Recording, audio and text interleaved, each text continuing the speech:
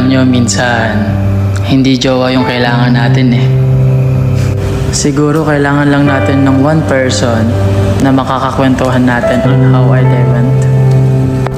Yung taong mapagsasabihan ng mga secrets natin, tsaka ng mga kakulangan natin. Yung tipong makakausap mo siya sa lahat ng bagay, kahit minsan wala nang sense yung pinag-uusapan niyo. Siguro yun talaga yung kailangan natin, no?